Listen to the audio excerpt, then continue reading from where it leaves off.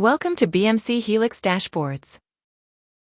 Watch this video to learn how to use HelixGPT Insight Finder to accelerate the dashboard creation process in BMC Helix Dashboards.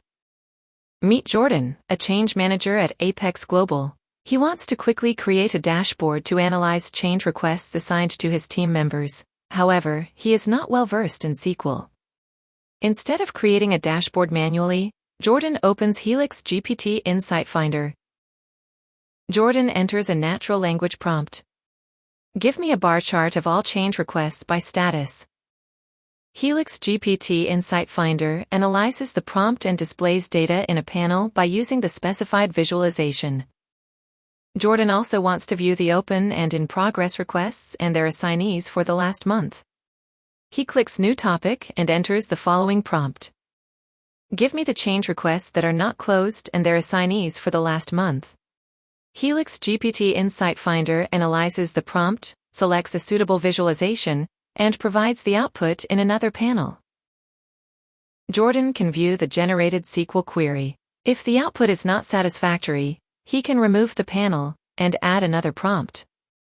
Jordan now wants to view data for the last 15 days instead of a month. He adds the following prompt.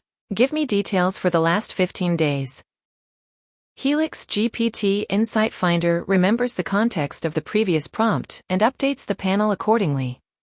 When everything looks right, Jordan can save these panels as a dashboard for future reference and use. In this video, we explored how to use HelixGPT Insight Finder. Here's a quick summary of the benefits of using this AI agent. Speeds up dashboard creation, enabling service managers and other IT leaders quickly derive actionable insights.